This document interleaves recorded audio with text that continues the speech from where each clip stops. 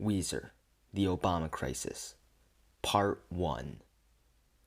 One day, Rivers Cuomo was making a sandwich until all of a sudden the FBI broke down his door. That was when he began to wheeze loudly and fell down dead.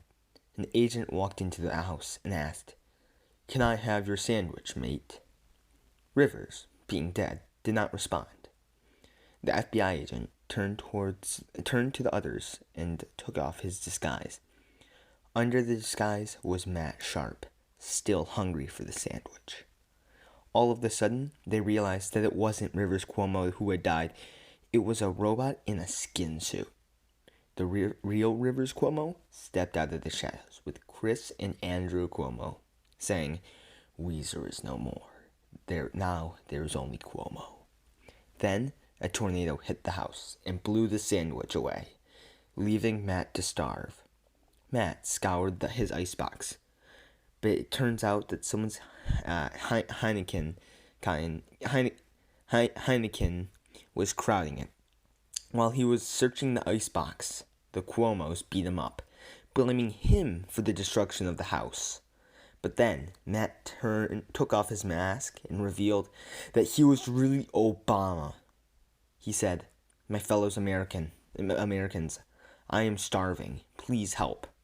Suddenly, a UN helicopter flew over and dropped a pallet of food directly next to Obama. He said, my fellow Americans, you have failed me," as he began to eat the MREs. After he was done licking his lips, Obama visited Germany, giving a speech before the entire country. "Ich bin ein Berliner," he said, and there was a silence. The entire country was stunned by his inspiring speech. The story now returns to the ruins of Rivers Cuomo's house, where he stands with his new band, the Cuomos. Will Rivers ever eat his sandwich? "No," says the narrator. "It was destroyed by the tornado." River yells loudly, "My sandwich! No!" It was personal now. He needed to assassinate Obama with the 4 artifacts of Weezer. With the power of the artifacts, not only could he assassinate the president, but he would be able to retrieve his lost sandwich. However, Rivers would have to beat Obama to the artifacts, which he was sure to pursue. He then receives the news that Obama had just been revealed as a robot imposter when he tripped and made a loud clanging noise after his speech ended. His secret had been revealed, and he didn't need to hide it anymore. Robot Obama stared towards the sky, and then he launched. Robot Obama was coming back to fight him and the other Cuomos. Rivers looked in the sky, seeing a streak in the air. Obama was already coming for him. He couldn't lose. The fate of his sandwich was in the air. Suddenly, Andrew Cuomo said, "You're on your own, buddy. I'm resigning from this band just like I resigned from governor." He then walked away. Rivers would have protested, but with the imminent threat of Obama coming his way, he ignored him and pulled out a megaphone from his back pocket. Then, with as much power as he could muster, he yelled, "Obama, you may not get the Weezer artifacts. You do not want to fight me. This is your warning." The streak in the air suddenly stopped and began to lower to the ground. "You do not want to fight me, for I am all-powerful," Obama screamed back. He lowered to the ground and stared menacingly at Rivers. Rivers, outmatched by the pure power of Obama, was forced to flee. With the help of a fat Italian plumber, he managed to get away.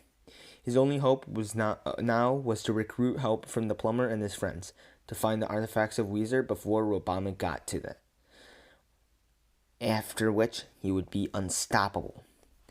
After an intense training montage with a green dinosaur and an Italian plumber, he was ready.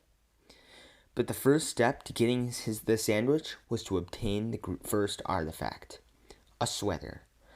Guarded by Joe Biden, he decided some green dinosaur would be a great companion and sought off to retrieve the artifact. But then, all of a sudden, he needed a bathroom break. While in the bathroom, Rivers considered his options. The artifact was on an island, like all other artifacts, and this one was off the coast of Newfoundland. However, Rivers did not have a passport, and he was insecure about his Canadian accent. Thus, he decided to steal a cargo plane and parachute out on the ocean to obtain the sweater. But before he could do that, he needed to take a nap. He was getting tired. Chris Cuomo wouldn't stand for this, and he put him in a car and began driving to LA International Airport. In the car, Rivers slept and wondered where the green dinosaur went. At last they arrived at Lax, and Rivers was rudely awoken when Chris rammed the car through the fence onto the runway. Chris and Rivers hopped out of the car, hijacked the cargo plane, but not before kicking out the family. Once he was in the air, he heard a rustling in the back. Could it be Obama had already found them? No. When he looked back, he saw it was just a baby. He sighed with relief and began his journey across the Pacific. Suddenly, Chris woke Rivers up and told him he had fallen asleep and they were actually running out of fuel over the Canadian Arctic. They had to make an emergency landing in the deserted tundra with little to see for miles. But as they approached the ground, they saw something glowing red. It was Joe Biden in an Amtrak train. He had driven over 1,000 miles overland and through the sheer force of will. He had come to fight the Cuomos. Joe Biden shot at them. He hit. The plane blew up, and Chris and Rivers blacked out. On the ground, Rivers woke up with Joe Biden nowhere in sight. Where was he? Then Rivers noticed Chris and ran over. He wasn't giving up. Chris, get up. Chris's head moved, and Rivers felt a wave of relief. Chris, you're alive. I was so worried, Rivers yelled. But then he realized it was all just the wind. Chris wasn't alive. In fact, you can even say he was dead. He felt a sadness he had never felt before. He looked out to the north and saw hundreds of glowing white figures surrounding Joe Biden's train. Joe Biden had used his Second Amendment rights all he could, but it did nothing against the ghosts. Joe Biden was absorbed into the ghost realm and was now doomed to spend all eternity wandering the freezing Arctic with all those who went before him. While the ghosts were distracted with Joe Biden, Rivers took his chance and stole the Amtrak train to get to the island while there were no guardians due to Joe Biden's sacrifice. On the way there, he read an absolutely riveting newspaper article on Bitcoin stocks and the economy. Despite losing Chris, his spirits were somewhat high, and after reading the articles and singing his favorite Weezer song, he became even higher as he saw the island rise from the rough, dark waves of the North Atlantic. He flew out of the train and kept flying around the island, seeing what he could find. As his eyes roved the rocky terrain, he spotted a rather small green dinosaur standing in front of a cave, wearing a sweater. He realized that he would have to fight the green dinosaur, known as Yoshi, to his friends in order to obtain the sweater. He flew down and yelled, "How could you, Yoshi?" Then Yoshi pulled off his mask, only to reveal Parker. "How could you do this?" Rivers yelled at Parker. But then Parker pulled off his mask to reveal George. "No!" Rivers yelled in absolute agony. Then George took off his mask to reveal Zach. "Why?" Rivers screamed in anger. Then Zach took off his mask to reveal Yoshi. Rivers stood in stunned silence. He didn't know what to say. Not remembering what all he went through, he yelled as he landed and slowly approached the dinosaur. He saw the struggle in the red-tinted eyes. At that moment, he knew what he had to do. Rivers pulled the guitar and played one chord so powerful that Yoshi disintegrated as if he had been snapped by Thanos, leaving only the sweater he had been wearing behind.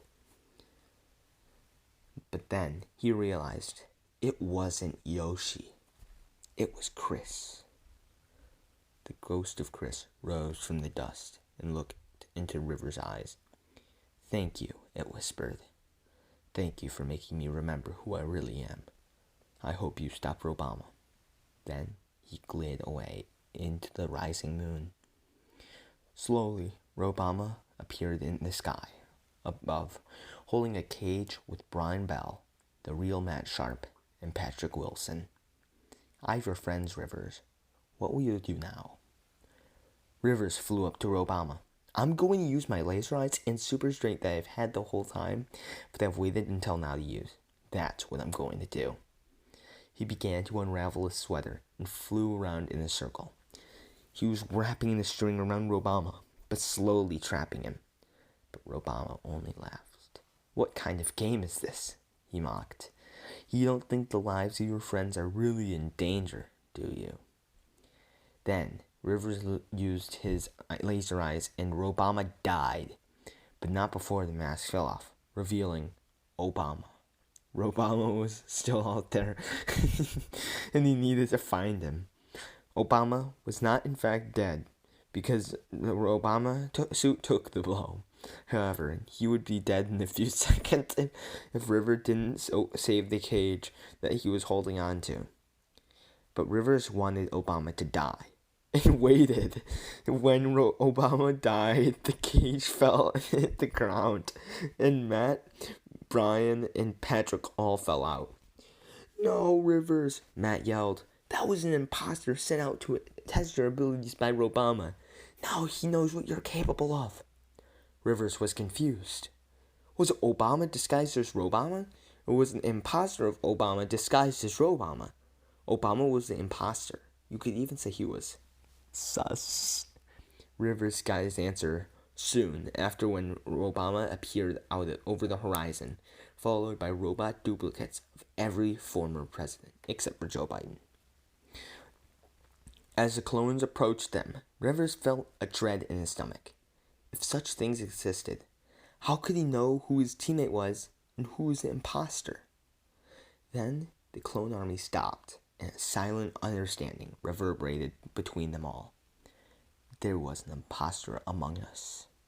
Suddenly, the air seemed chillier, and the wind went dead silent in their ears. "Among us," Brian whispered. "Imposter, are you out there?" Then it happened. William Howard Taft stepped forward. "I am joining Weezer," he declared. But it was the real William Howard Taft. But was it the real William Howard Taft? Or was he a sussy baka? William Howard Taft flew towards Weezer as the clones argued among themselves why he had betrayed them. "Billy," a voice rang out. Rivers looked around, and it was the President Garfield speaking. What you have done is treason, Rivers. I will ask for you to turn him over, or this will get ugly," he announced. "And very fast," Martin Van Buren added. But Rivers didn't want to give up his new sidekick. They were surrounded, even with the help of Taft. He knew he couldn't fight all the clones while keeping the other three safe. He needed an escape. But then, a meteor fell out onto the imposter army. It was an act of God. It also missed. Rivers needed to think fast. Then he got a brilliant idea. "What do you think about taxes?" he yelled. All the presidents began arguing loudly, and Obama screamed, "What have you done?" God sent another meteor, but it missed too. God is pouring. Satisfied that the hyper-partisanship wasn't going anywhere, he reboarded the Amtrak train, and with the new 5-man Weezer team band to return to the U.S. and find the other 3 artifacts. After a long trip on the train, Rivers reached Arizona. "Wait, I went too far," he said out loud. But it was too late. He was now trapped in Arizona. Some clone presidents had even built a wall and made them pay for it. "Damn it," Rivers said. "Now we're broke and we can't even fly back to Canada." Despite this, one of the artifacts was in Arizona. The pork and beans located in a small gas station 52 miles south of the place they were recounting about the ballots for Maricopa County. Unluckily, Rivers was terrible with directions and went to North Dakota by accident. "I think we missed a turn," Matt Sharp stated nonchalantly. They now needed to find a way back to Arizona because trains can't hop walls. They needed to find a new ride. They decided to set up camp in the woods for the night and lit a campfire. They roasted some potatoes as they brainstormed for ideas. "If only there was a green dinosaur we could ride to hop over the wall and get back into Arizona with us," mumbled Patrick. "A shame he's dead on an island somewhere off of Newfoundland Castle, Canada." "Where is he?" said Matt. Then a zombified green dinosaur that they could ride and had trained them for years arrived and helped them hop over the fence. "Yes," Howard Taft rejoiced. "That's the green dinosaur." With so much excitement, they sang and danced gaily around the fire. With that start, they remembered the green dinosaur that died had actually been Chris, so it didn't make any sense that it was a zombified green dinosaur. Despite their troubles and the sandwich, for the night they could forget their troubles and sleep happily. That is the end of Weezer, the Obama Crisis, Part 1. Stay tuned for Weezer, the Obama Crisis, Part 2, Total War.